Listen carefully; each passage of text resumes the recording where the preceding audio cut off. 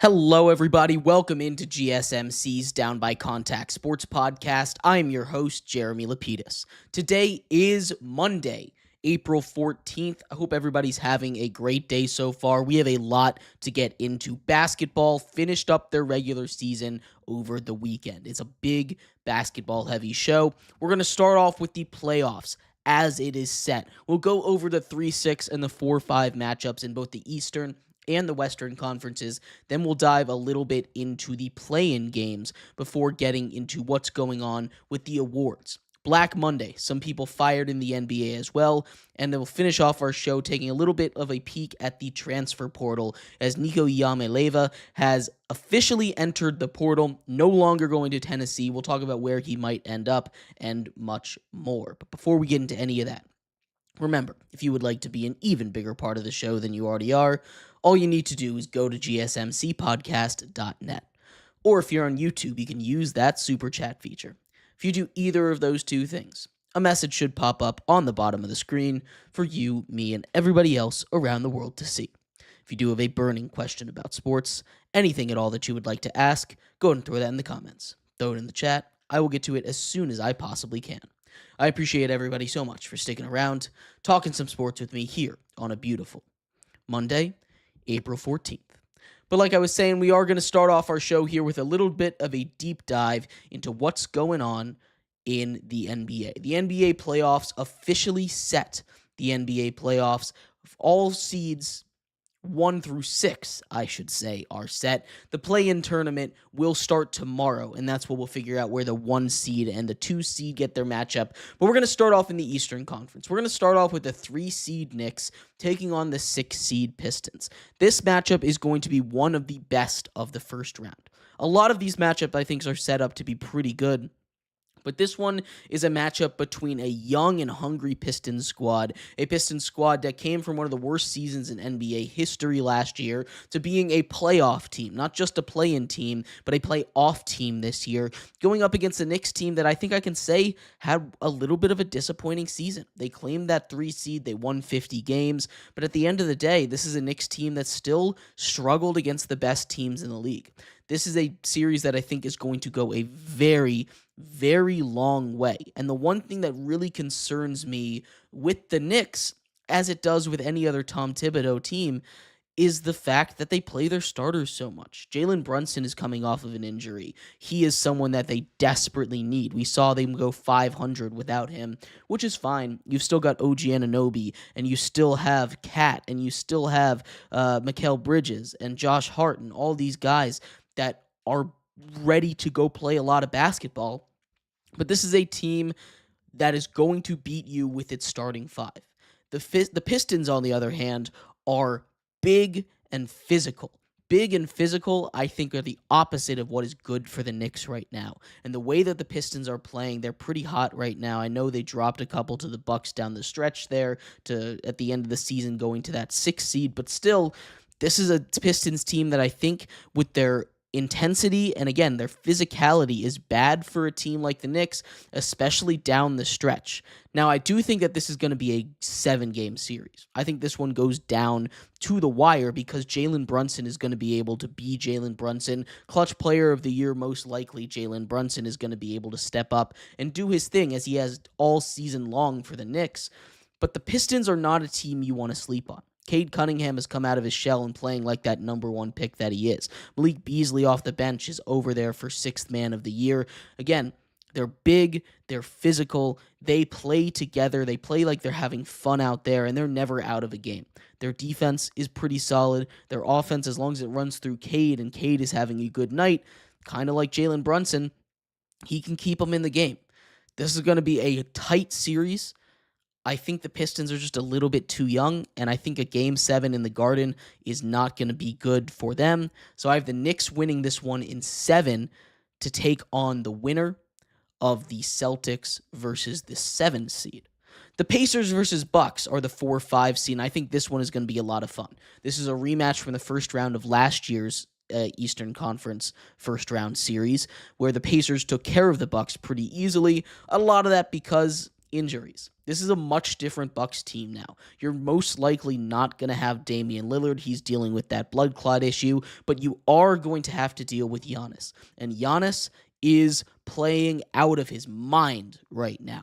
Giannis Antetokounmpo is averaging over 30 points a game, averaging over 10 rebounds a game, averaging nearly a triple-double since Dame has gone away. He is a dark horse in that MVP race. He's not going to win it. He's a distant third, but he is a distant third ahead of everybody else too, in my opinion. He is someone that is having an incredible season right now, and the way he's playing basketball makes me think he can beat just about anybody. But this is a Pacers team that is very different as well. It's not just the Bucks, right? The Bucks have Giannis, but they lost Dame. They traded away Middleton. Now they're big stars. We're talking about Kyle Kuzma, who could go hot or cold in any series. Bobby Portis is back. That's huge.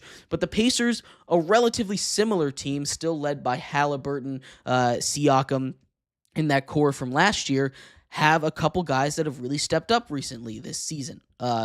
Mathurin has been huge for them this year. He's an excellent guy coming off the bench. This is a Pacers team that went to the Eastern Conference Finals last year, a hard-fought season for them. They won 50 games again, right? They got home court advantage for a reason. They're very good. But at the end of the day, the Bucks have the best player on the court, and I think that's what it's going to take in this series. I think both of these go a long way. I'm taking the Bucks in 7 in this one. I think both of these teams, the Bucks, the Pacers, the Pistons, all four of them, Pacers, Pistons, Knicks, and Bucks, all four of them could end up advancing to the next round. But the way I'm looking at it, I'm taking the best player to step up in the big moments in both of these, and that's Jalen Brunson and Giannis Antetokounmpo. And I think those are the guys that are going to find their teams a way to victory. We also have to talk a little bit about the 1 and the 2 seed, right? The Cavs play the 8 seed. They're not going to find that out for a while. The Celtics are playing the 7 seed. The 7 seed, of course, the winner between the Magic and the Hawks there. I think both of those teams advance to the second round pretty easily, but we'll have to see what those matchups are. We'll go over the play-in tournament in the next segment. The Western Conference, though, has 2 more really interesting series. The Lakers versus the Timberwolves. Of course, the Lakers are always going to be a big priority. They've really stepped it up this year. JJ Redick has done an amazing job for this Lakers team. You have LeBron James, who's an ageless wonder, but now he gets to take a step back, be a number 2. It's Luka's Lakers, not LeBron's Lakers now, because Luka Doncic is the best player on the court in this series. Anthony Edwards has been amazing. That's nothing against him. But Anthony Edwards, a guy who won the three-point contest this year in the league, or not the three-point contest, was the three-point champion, I should say, made the most threes in the league, has been carrying this team, and they've been really hot of late, but the Timberwolves also find a way to play down to their competition a lot. This is not the same Timberwolves team from last year. You don't have Cat as an offensive engine. It's all Anthony Edwards. Julius Randle has been better as of late. When they're playing together with Julius Randle, this team has been a lot better, which is why they found their way up into the 6th seed. But the Lakers are a different beast. The one thing that I'm very concerned about with the Lakers, and the one thing that I think is going to stop them from going too far in this tournament, is the fact that they don't really have a big. And that hasn't really mattered down the stretch here, right? They lose Anthony Davis. They've turned to Jackson Hayes, and he's done a really solid job for them, right? It's not like he hasn't done a good job, but Jackson Hayes, when you get to playoff atmosphere, basketball changes. One thing that I'd like to look at for an example of this is Rudy Gobert, fittingly on the other team in this series. Rudy Gobert racks it up in the regular season. He has he is up there for most defensive player of the year awards ever. You think about back to his time with the Utah Jazz, where he was just winning every single year. But then when it got to playoff basketball, despite his great defense, teams would attack him because he was like a rock. He just kind of stood there at the bottom of the paint. Playoff basketball is different than regular season basketball, kind of fundamentally. And I'm a little worried about how the front court of the Lakers is going to be able to respond to this fundamental change. Now, I trust that they'll be okay. And I think getting a matchup with the Timberwolves in the first round is huge. I think if they had to go up against the Warriors like it was projected before the weekend started, that would not have been too good for them, right? I really don't think that would have worked out. But I think since they get the matchup of the Timberwolves, I think it might be good for them to be able to wet their feet there a little bit. get Jackson Hayes some playoff experience, and I think the Lakers find a way to advance to the next round. I'm taking Lakers in 6 in this one. Anthony Edwards is going to be able to steal a game or two. He led this team to the conference finals last year. It's going to be tight, though. I take the Lakers in 6. Then one of my favorite series, the Nuggets versus the Clippers. The Nuggets, of course, fired their coach. They're 3-0 since. Jokic is playing at an MVP level of basketball, right? He's averaging a triple-double this year, just the 3rd player ever to do it, and he's going to be the 1st player ever to do it that won't win an MVP. The Clippers, on the other hand, are red hot. 7 straight games, including one in overtime against the Warriors that sent them to the playoffs and the Warriors to the play-in. The Clippers are led by James Harden, a healthy James Harden, who's playing at an all-NBA level this season, as well as Kawhi Leonard, who is completely healthy right now, and that is huge. We have not seen healthy Kawhi Leonard in the playoffs since he got injured in the playoffs in the deepest run the Clippers have made in a very long time. Kawhi Leonard playing amazing basketball. You still have all of those pieces that were leading them without Kawhi Leonard stepping up. Norm Powell's been playing amazing all season long, right? You have Bogdanovich over there who's going to be able to step up and hit a couple threes. He's been playing a lot better as of late. Down low, talk about Zubac. He has been amazing for the Clippers all season long. This is a dangerous Clippers squad, but it's tough when you got to go up against Jokic. It's going to be tough for Jokic, though. Again, I think Jokic on his own can take this series to 6 or 7 because Jokic is just that special of a player. I think the difference in this series is going to be what's going on with Jamal Murray. Jamal Murray, his partner in crime in the pick and roll up top for the Denver Nuggets. Jamal Murray is someone that I think needs to be playing at playoff Jamal Murray level. This is a Nuggets team that in the non-Jokic minutes is devastating. Jokic is giving them historic numbers offensively. But without him, this team is different, and especially without the presence of Jamal Murray to be there. Now, Russell Westbrook has been in there. He's been solid for them, but he's starting to cut his minutes cut just a little bit as we get deeper and deeper into the season. This is going to be a big test for Adelman as a new interim head coach. He seems like someone that knows what he's doing over there. Again, they're 3-0 since they fired Mike Malone. But I just think this Clippers team is playing better, and I love the combination of James Harden and Kawhi Leonard to take care of business. I'm taking the Clippers in 7 games. I just don't trust the depth of the Nuggets there. The Thunder and the Rockets. This one's going to be really interesting. The Thunder hold the 1 seed. They can play any of the 4 teams, right? The Rockets, on the other hand, they hold the 7 seed. They're either going to be playing the Warriors or the Grizzlies. Let's be honest, it's probably going to be the Warriors. That's a tough matchup. We've seen them match up before. We've seen them match up recently. The Rockets took care of business in the most recent matchup, but that one would be really interesting to watch. A young Rockets team, a young Thunder team versus 2 teams in the Mavs, most likely, I think, or the Grizzlies, or the Warriors, all that have a lot of experience and are hungry to prove that they belong in the playoffs. So the Western Conference, I think, is going to be super tight, but we'll talk a little bit more about that when we find out who wins those play-in games. We'll go more in depth with those series, but we are going to go into the play-in games in a second. That's up next, our next segment. We'll talk about what those play-in games are going to be like. I'd also love to hear your thoughts. Who do you have winning the 3-6 and 4-5 series in the Eastern and Western Conferences? Who do you have coming out of the Western and the Eastern Conferences? We'll do a much deeper playoff breakdown once we have the full bracket set. But for now, we're going to take a quick break. And when we come back, we turn our attention to those play-in games. The play-in games for the NBA kick off tomorrow. We're going to predict each one of them and then go into the 1 versus 8 and the 2 versus 7 matchups that would be coming up after that. We'll talk about that coming up next here on GSMC's Down by Contact Sports Podcast. I feel like I'm losing my mind. Is everybody in the world blind? Please, Lord, give me a sign, a sign.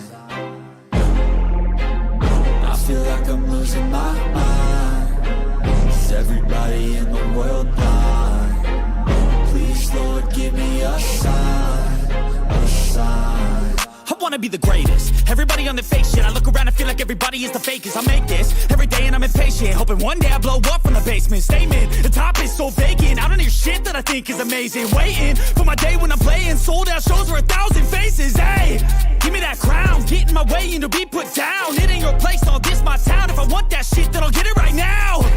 I'm losing it, the noose it fits, I'm losing shit. A stupid myth, you choose to live or choose to dip. You choose to fight or lose your grip and lose a gift. I feel like I'm losing my mind. Is everybody in the world blind? Please, Lord, give me a sign, a sign. I feel like I'm losing my mind. Is everybody in the world blind?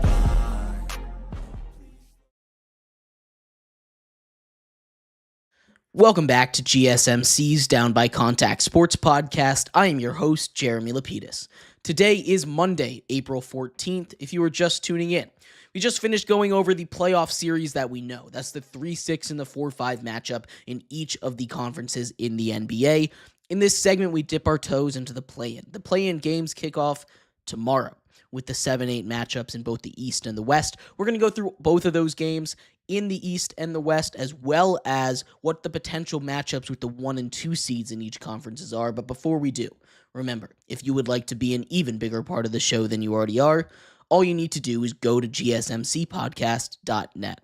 Or if you're on YouTube, you can use that super chat feature. If you do either of those two things, a message should pop up on the bottom of the screen for you, me, and everybody else around the world to see.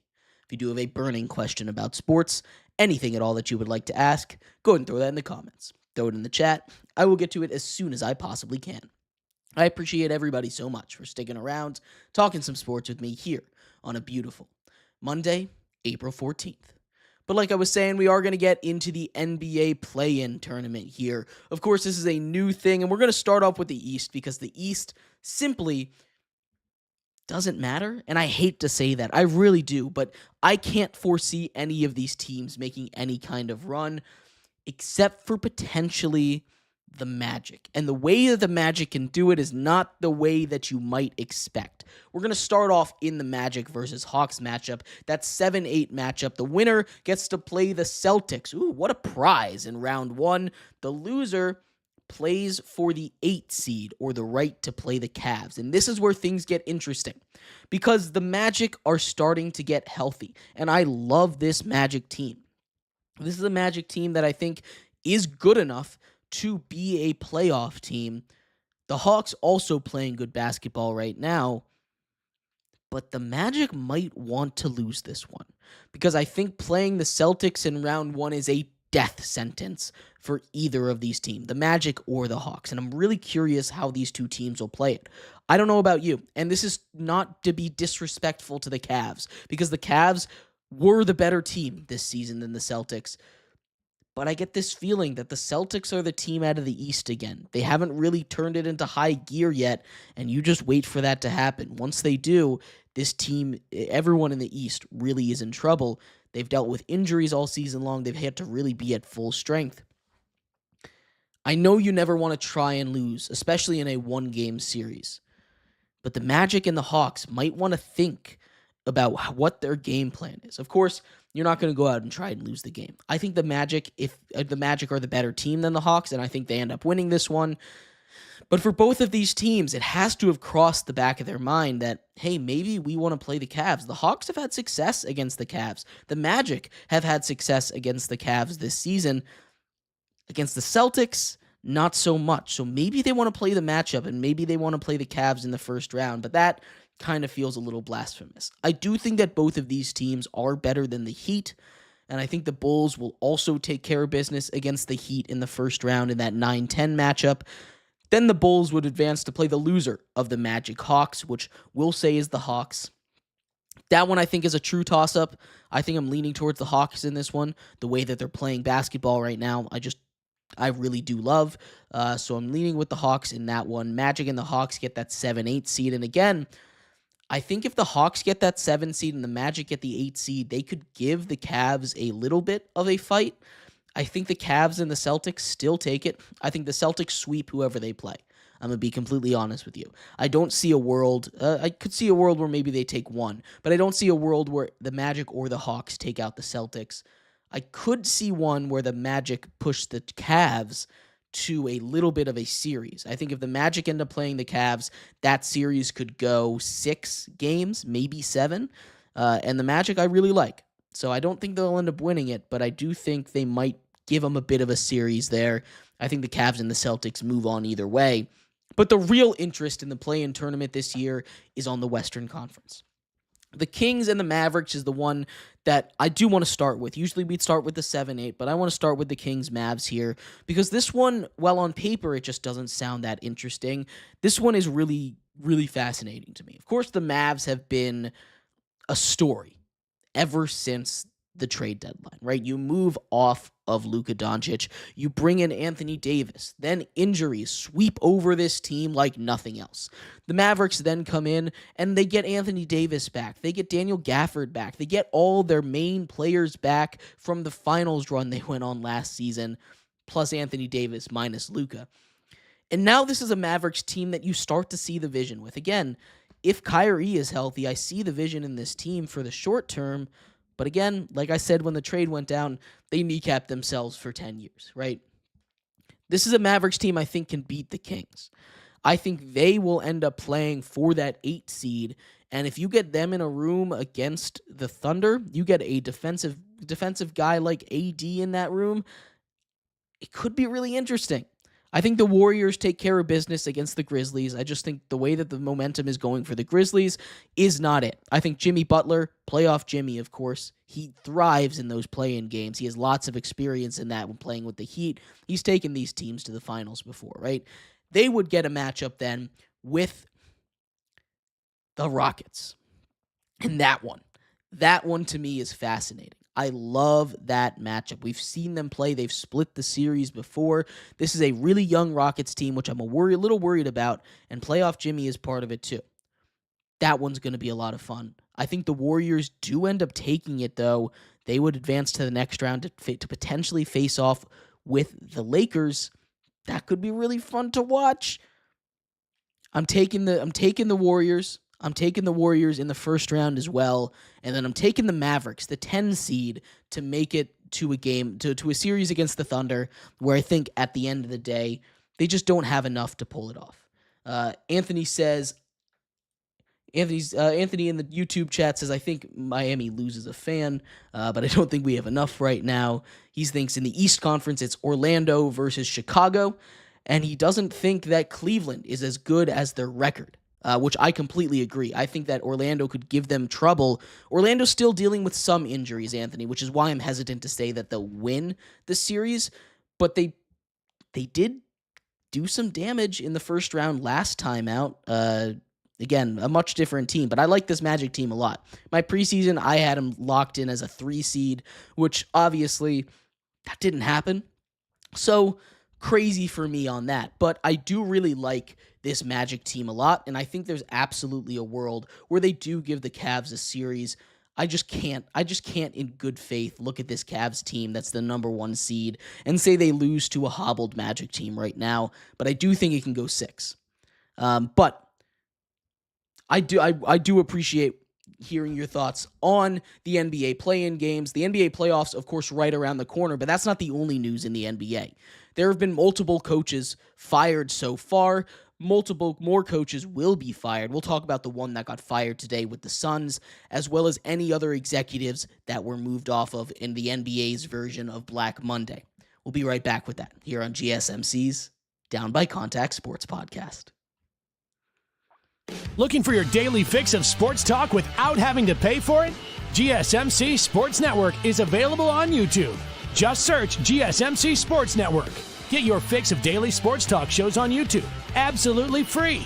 NFL, college football, NBA, MLB, MMA, UFC, fantasy football, and so much more. GSMC Sports Network has shows running all day long, with new sports shows starting every 2 hours. Just like on your favorite cable sports channel, except GSMC Sports Network is absolutely free. Just search GSMC Sports Network on YouTube to catch one of your new favorite shows, like the GSMC College Football Podcast. Chip Shot Football Podcast, Hoops and Heels Women's Sports Podcast, GSMC Basketball Podcast, and so many more. Check it out for yourself. GSMC Sports Network, now available on YouTube absolutely free. Search GSMC Sports Network on YouTube right now.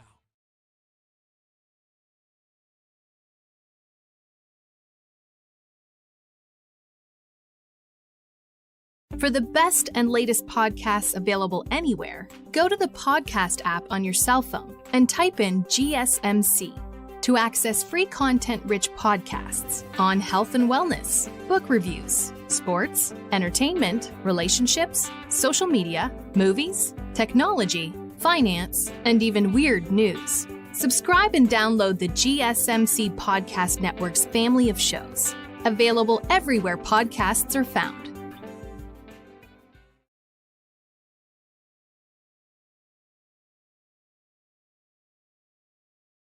Welcome back to GSMC's Down by Contact Sports Podcast. I am your host, Jeremy Lapidus. Today is Monday, April 14th, if you were just tuning in. We just finished going over the NBA playoffs and the play-in games that kick off this week. The play-in tournament, of course, kicks off tomorrow. After that, we will know the full playoff schedule. But that's not the only news in the NBA. A big day in the NBA, of course, not to be without its lows. A couple coaches were fired, a couple executives were fired. We'll talk about those teams, especially the Suns. But before we do, remember, if you would like to be an even bigger part of the show than you already are, all you need to do is go to gsmcpodcast.net. Or if you're on YouTube, you can use that super chat feature. If you do either of those two things, a message should pop up on the bottom of the screen for you, me, and everybody else around the world to see. If you do have a burning question about sports, anything at all that you would like to ask, go ahead and throw that in the comments. Throw it in the chat. I will get to it as soon as I possibly can. I appreciate everybody so much for sticking around, talking some sports with me here on a beautiful Monday, April 14th. But like I was saying, we are going to get a little bit here into what's going on Black Monday in the NBA. The NBA, of course, Black Monday is a little bit is not as big of a deal as in the NFL. Of course, we saw two coaches get fired right down the stretch of the season for two playoff/play-in teams, with the Nuggets firing Mike Malone and the Grizzlies firing Chris Jenkins. But the one that we were all expecting came today, this morning as well, with the Suns firing Mike Budenholzer. Now, this marks the third straight season where the Suns have moved off of their head coach. This one, unlike the other ones, made the most sense. Now, the other ones didn't make no sense, right? There was a little bit of, hey, we underperformed last season. There was a little bit of, we don't want Monty Williams. And obviously that turned out to be the right choice at the end of the day. We didn't want Monty Williams. Monty Williams turned this 6-seeded Pistons team into one of the worst in NBA history last season. But outside of that, Mike Budenholzer, coming from the Lakers, was a solid head coach. But he turned this team into maybe the most disappointing one in NBA history, right? The Suns won 49 games last season. They had a top 15 defense, ranked number 13 in the NBA. When you compare that to this season, they missed the play-in. Right? They missed the play-in tournament. They were the 11 seed in the West. That's crazy for a team with Beal and KD and Booker. So many stars, such star power, and they missed the play-in. They also had what was the 13th best defense in the NBA, now the 27th best defense in the NBA. I know some moves were made, right? They lost a couple pieces, but I thought at the beginning of the year, they had gotten a little bit deeper, right? They still had those stars, and KD played like an all-NBA style player, right?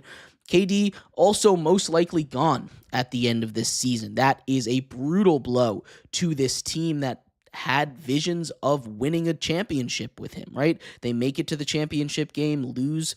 They make it to the championship series, I should say, the NBA Finals, lose to the Bucks and Giannis back in 2021. KD, they bring in a couple years later, still have Booker. They still have Beal. Maybe they can move off Beal. He said he's open to moving in the summer, just not mid-season. KD most likely is gone, though. Kevin Durant most likely out of Phoenix. There were rumors surrounding him basically all trade deadline the entirety of the trade deadline. He was at one point floated, more than floated, basically sent in a trade to Golden State.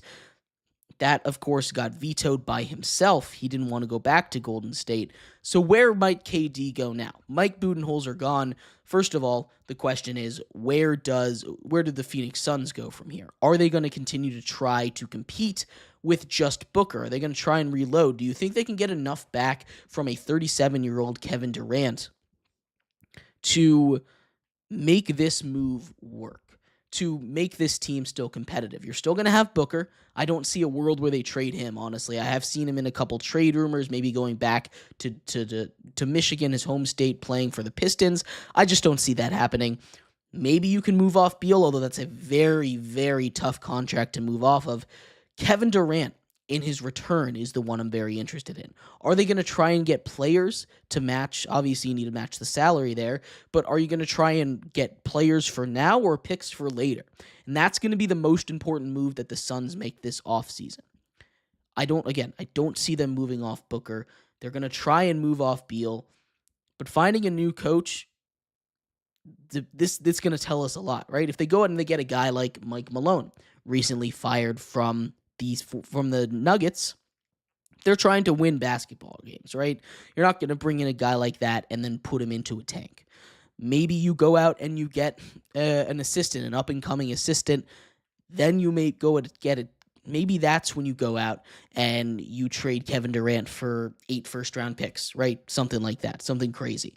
But I'm really, really curious how this is going to go.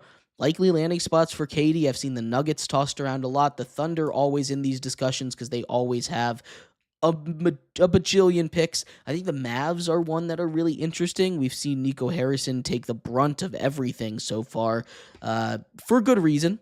But, he's building an old man team. You got to go all in on that old man team, right? Bring in KD. Make him be that primary scorer that you lost with Luka. You get a lineup of potentially Kyrie when he's healthy again. You have AD. You've got KD. You've got Daniel Gafford, Derek Lively. It's a big lineup, but potentially you could get that done. Probably, you'd probably see Gafford or Lively be on the bench or be traded in part of the package, but that's one that I think would be really interesting. The Nuggets, again, they've got Jokic. They're trying to win games. These are places that they could go, but Mike Budenholzer is out of there after just a really disappointing season. There was no way he was going to survive. The other big news coming out on Black Monday, the Pelicans moved off of President of Basketball Operations, David Griffin. David Griffin, of course, helped build this team around Zion, and when it's healthy, I really do think that this is a good Pelicans team. They have to stay healthy. You bring in CJ McCollum. Obviously, you ended up trading away Brandon Ingram, but last year's team should have beaten the Lakers if Zion didn't get hurt in that play-in game, right? It's unfortunate the way that it goes, but they're looking at bringing in Joe Dumars, the Hall of Fame executive. Joe Dumars, to be the president of basketball operations, could do wonders for them. It sounds like that's about a done deal. I haven't seen it go officially through yet, but that's something that I think the Pelicans could really benefit from, getting a guy with that kind of reputation down in their organization. But Black Monday's been a little quieter because, of course, the Nuggets and the Grizzlies already moved off of their head coaches. I think Mike Malone is going to be the big name in coaching circles this year. I don't think he's going to have to wait too long to get a job. He'll either end up with the Suns or the Grizzlies, most likely. Maybe the Kings, although I don't really think he'll go from the Nuggets to the Kings. That one just doesn't make a lot of sense. I think there's better opportunities for him out there. And I'm really curious where he'll end up. But I'd love to hear your thoughts. Where do you think he ends up? What do you think of the firings? Is it the most disappointing season in NBA history with the Phoenix Suns this year? I'd love to hear what you think. We're going to take a quick break. When we come back, we turn our attention to the NBA awards. The awards are not voted on, but we've seen everything we need to see to pick out our award winners. The MVP, the Defensive Player of the Year, the Rookie of the Year, Coach of the Year, Most Improved Player, and many more coming up for you next on GSMC's Down by Contact Sports Podcast.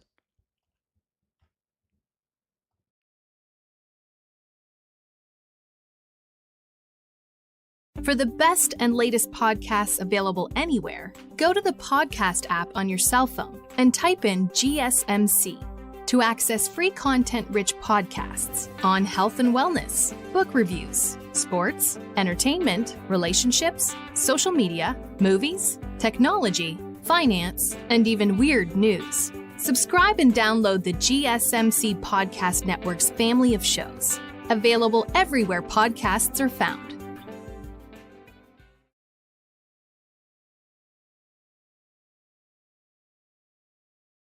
Looking for your daily fix of sports talk without having to pay for it? GSMC Sports Network is available on YouTube. Just search GSMC Sports Network. Get your fix of daily sports talk shows on YouTube, absolutely free.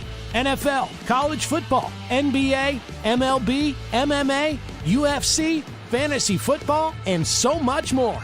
GSMC Sports Network has shows running all day long, with new sports shows starting every 2 hours. Just like on your favorite cable sports channel, except GSMC Sports Network is absolutely free. Just search GSMC Sports Network on YouTube to catch one of your new favorite shows, like the GSMC College Football Podcast, Chip Shot Football Podcast, Hoops and Heels Women's Sports Podcast, GSMC Basketball Podcast, and so many more. Check it out for yourself. GSMC Sports Network, now available on YouTube absolutely free. Search GSMC Sports Network on YouTube right now. Welcome back to GSMC's Down by Contact Sports Podcast. I am your host, Jeremy Lapidus. Today is Monday, April 14th, if you were just tuning in.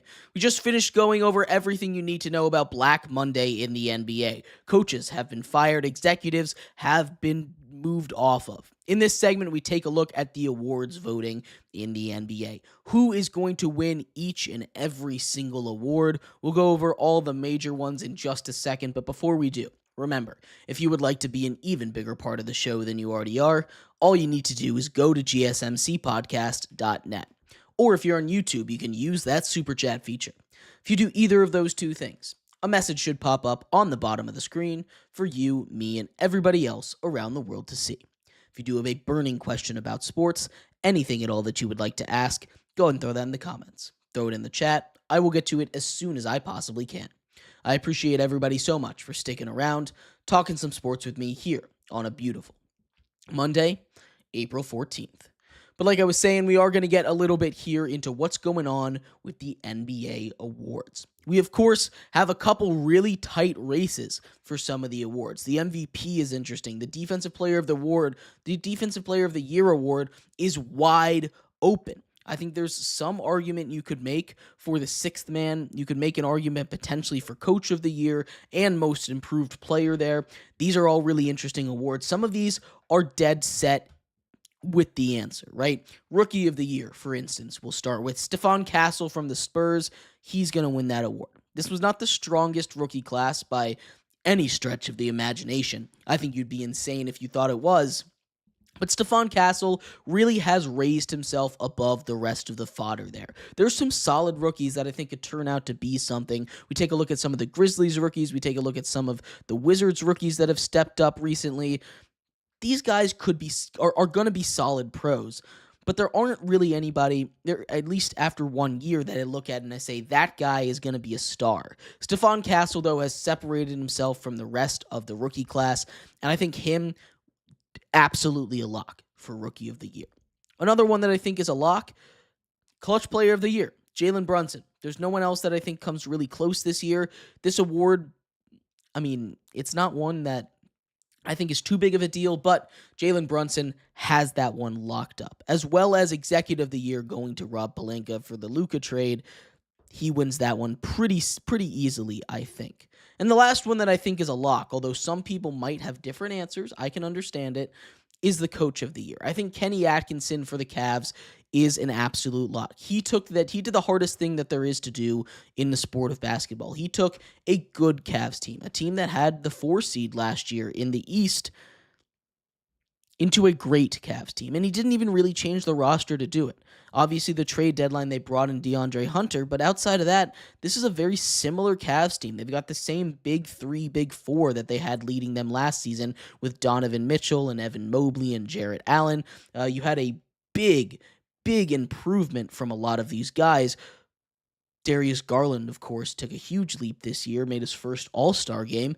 But Kenny Atkinson, I think, is the coach of the year. You can talk to me about J.B. Bickerstaff, what he did with the Pistons. Of course, former head coach of the Cavs last year, kind of took him to a very similar spot as the Cavs were, and I think he did an excellent job. But the real question for J.B. Bickerstaff is, can he take them past this point? He wasn't able to do that with this Cavs team. Maybe he can do it with the Pistons. The Lakers and J.J. Redick deserve a little bit of credit on here as well, but I just don't think he's got the juice for it this year. Again, J.J. Redick was absolutely a great hire for the Lakers, no doubt about it. But I just don't think he's in the same tier as Kenny Atkinson or J.B. Bickerstaff. So at the end of the day, it's Kenny Atkinson's award, although I will hear arguments for J.B. Bickerstaff. Going back to the top here, we'll take a look at the MVP. This one also seems like a bit of a lock to me. Shai Gilgeous-Alexander of the Thunder is going to win this award. Nikola Jokic deserved the award. So does SGA. This is a very similar kind of argument to the one that was going on in football this year. Both Josh Allen and Lamar Jackson deserve the award. They both put up amazing numbers, MVP-style numbers. But at the end of the day, one guy is going to win it and one guy isn't. And I think SGA has proven himself different. He has raised the ceiling of the Thunder, which I think is super important. Jokic, the third player ever to average a triple-double. Amazing season. He's won a lot of MVPs already, and voter fatigue is a real part of it.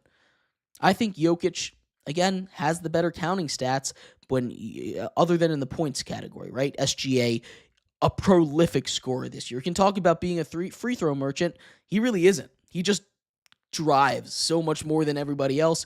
He gets basically the same whistle when you go at drives per amount of free throw attempts. When you put that on a graph, he's right in line with where he should be with everybody else in the NBA. He just drives way more often than everybody else. SGA is the MVP this year. I think one that's super interesting is the most improved player. And this is where we need to figure out the distinction, right?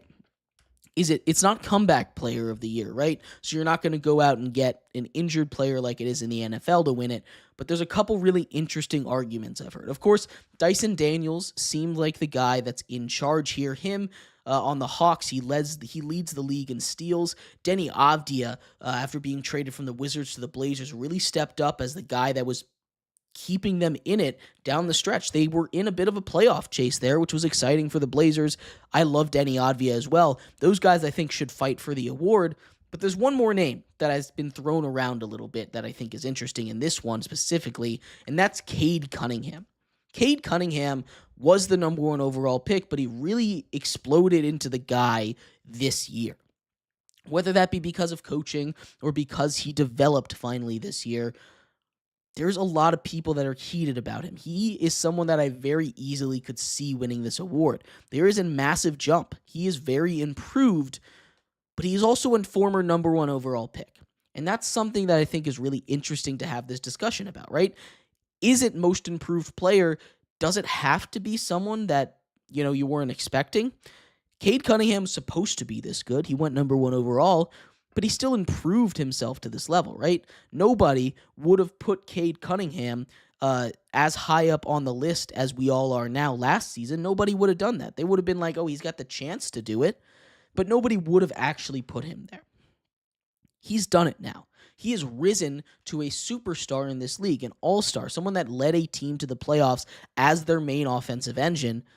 Cade Cunningham is someone that I think deserves this award.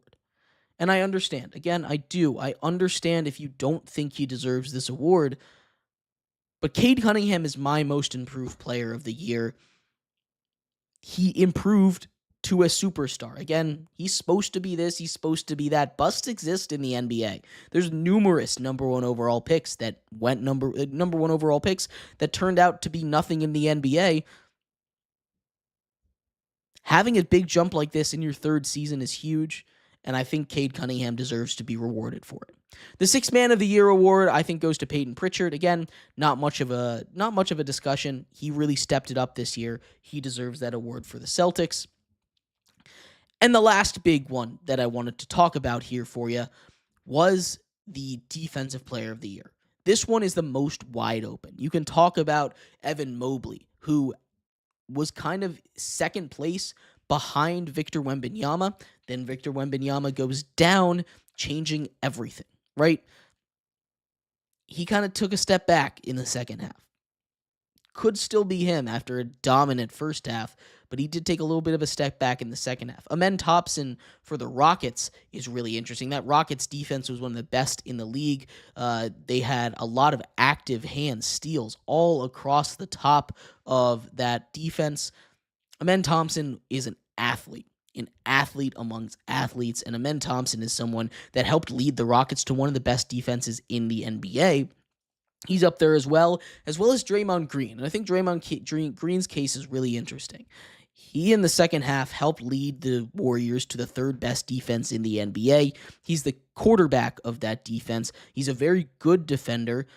He's someone that could win it as well. I'm leaning towards Draymond in this one. I know that might feel like a second half award kind of thing, but a lot of these things are. A lot of things are how you finish rather than, how you were in the middle of the season. And I just don't think Evan Mobley carried that momentum enough. JJJ didn't do it. And I think Amen Thompson, as a young guy, a young guard, it's hard to win as a guard. It really is. I think Draymond Green ends up taking this award home. He wins Defensive Player of the Year. So once again, we'll go through my awards real quick. Kind of did a little bit out of order for you. The MVP is Shai Gilgeous-Alexander. Defensive Player of the Year, Draymond Green. Rookie of the Year is Stephon Castle. Coach of the Year, Kenny Atkinson. Most Improved Player, I'm going with Cade Cunningham. Sixth Man is Peyton Pritchard. And the Clutch Player of the Year of the New York Knicks, Jalen Brunson. But I'd love to hear your thoughts. Who do you have winning all of these awards? I'd love to hear what you think. We're going to take a quick break. When we come back, we finish off our show talking a little bit about the transfer portal. It opens in 2 days, but the big story, Nico Iamaleava in the portal officially. We talked a bit about it on Friday. Where might he go? How is this going to change the way that college football is? And how is this affecting the NIL things that are going on right now in an ever-changing landscape? We'll be right back here on GSMC's Down by Contact Sports Podcast.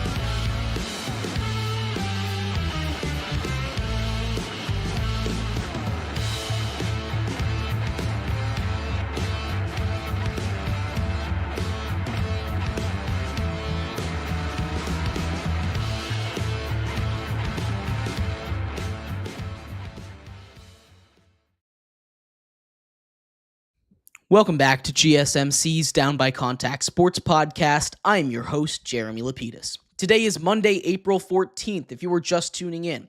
We just finished going over the potential NBA award winners, my picks for all of the major awards given out this year in the NBA. In this segment, we finish off our show talking a little bit about college football. It's been NBA. I know. Big news out of college football as well. Nico Iamaleava officially in the transfer portal, no longer at the University of Tennessee. We'll talk about where he might end up and how that's affecting the NIL era that, again, is constantly shifting. We'll talk about that in a second. But before we do, remember, if you would like to be an even bigger part of the show than you already are, all you need to do is go to gsmcpodcast.net. Or if you're on YouTube, you can use that super chat feature. If you do either of those two things, a message should pop up on the bottom of the screen for you, me, and everybody else around the world to see. If you do have a burning question about sports, anything at all that you would like to ask, go ahead and throw that in the comments. Throw it in the chat. I will get to it as soon as I possibly can. I appreciate everybody so much for sticking around, talking some sports with me here on a beautiful Monday, April 14th. But like I was saying, we are going to talk a little bit about Nico Amaliava. Nico Amaliava entered the transfer portal, and this story continues to change. It continues to change and grow as time goes on. At first, it was just something with Nico trying to get a little bit more money. Nico, and I guess, to be fair, his representation, his family and his representation, trying to get a little bit more money, but this has continued to develop over the weekend. He now has entered the portal officially after skipping out on the spring practice on Friday. Now Nico, still trying to get more money, it has come out, was trying to get more money before the playoffs. He and a couple of other players threatened to sit out of the playoff game against Ohio State. Probably wouldn't have mattered either way with the performance they put on if they didn't get paid. Now, at the end of the day, that was an empty threat. It didn't matter. But this is something that, thankfully, NIL is going to start to get regulated on July 1st. This is something that really could damage the momentum of the sport, right? I understand wanting to get your bag, right? Go get your bag. Get all the money you possibly can. That's not a bad thing. But the one thing that is important is that these are still kids, right? This is not a professional job, and as this is still a school that they're going to, right? Now, a lot of them, this is becoming more of a professional thing. Of course, when you can get paid millions, who cares about the school you go to, right? But it's also something that we don't want to taint the image of the NCAA too much, right? Nico is someone that is supremely talented, and he has entered the portal, came out today through a crystal ball from 24/7 Sports that UNC, University of North Carolina, is his destination. Again, that's predictive destination, but under Bill Belichick, that's going to be massive, right? He also cannot go to another SEC team. So for people out there screaming for him to go to a Georgia or a Kentucky or any other SEC team out there to get his revenge on Tennessee, he can't do that in the spring transfer portal. He can't go to another SEC school, right? A lot of hype, at least at the beginning of this process, was going to USC with Lincoln Riley. They seem to be out based on all of the drama that's going on right now with him and his representation trying to squeeze as much money as they can before it gets regulated on July 1st. UCLA, he's a California-born kid. He wants to stay on the West Coast, it seems. UCLA is something that has been in discussions, right? Oregon is one that's actually where this leak came from. Oregon head coach Dan Lanning went to the Tennessee head coach and he said, hey, Nico's sniffing around here a little bit. Watch your boy, right? But the big story right now is that he's seemingly going to UNC. There's a couple other ones that are out there in the dark horse kind of category. You've got Tulane. They're a private school. They've got a good amount of money. He goes to the group of five, potentially to replace Darian Mensah, who I really love. There's a bunch of ACC schools out there. Maryland and Syracuse have been in talks or rumored to be in talks with him, and Wisconsin out of the Big Ten as well. So there's a couple other places that he could go. This, of course, is the big fish in the portal right now. He's not the only big name. There's a couple other big names, but there's no one like Nico, a redshirt sophomore with a lot of years left. He's got at least one more year before anything could potentially happen. But with everything going on in the background, him potentially opting out of a playoff game is wild, especially in the first year of these playoff systems, one where you could have potentially gotten a home game. This feels more like predatory agent than anything, and the agents, from what I can tell, seem to be his family, so they're just trying to get a little bit more money there, which again feels a little bit icky, but nothing you can really do about that right now, right? This is a kid who has the ability to make a couple more $1 million. He's how Carson Beck get $4 million. He's only getting paid $2 million. He's better than Carson Beck. I know that. I think he's better than Carson Beck. I think he thinks he's better than Carson Beck. Carson Beck went to Miami. There's a couple places that he could go. He's just looking for a bag right now. Making that decision this late kind of doesn't look good. Again, with everything coming out around him, I don't love the situation either, but Nico Iamaleava is a name to watch. Where he ends up when the portal officially opens on the 16th is going to be really interesting. He could go to UNC and play with Bill Belichick. Bill Belichick gets his star quarterback. The quarterback situation at UNC right now, not so good, right? They're either going with a guy that had a broken leg last season or an unproven product, right? This is a UNC team that, now that they have Bill, is looking to make a big dent in the world of college football, right? So we could see this happen. I think there's a real chance out there that he does end up going there. If not, I think one of those California schools. I would have said USC with Lincoln Riley, the quarterback whisperer, a man who's gotten many a Heisman to his quarterbacks, is a really interesting spot, but it seems like they're out on him. That would have been my number one pick. UNC, though, right next door, I think that's the spot he ends up. But I'd love to hear your thoughts. What do you think of this whole Nico Iamaleava situation and everything that's going on with him off the field as well as on the field? How much is he really worth? Where do you think he ends up? I'd love to hear your thoughts. And thank you, everybody, so much for tuning in to today's episode of GSMC's Down by Contact Sports Podcast. I have been your host, Jeremy Lapidus. We will be back tomorrow talking everything from around the world of sports. I can't wait to see you then. Have a good one. Bye-bye.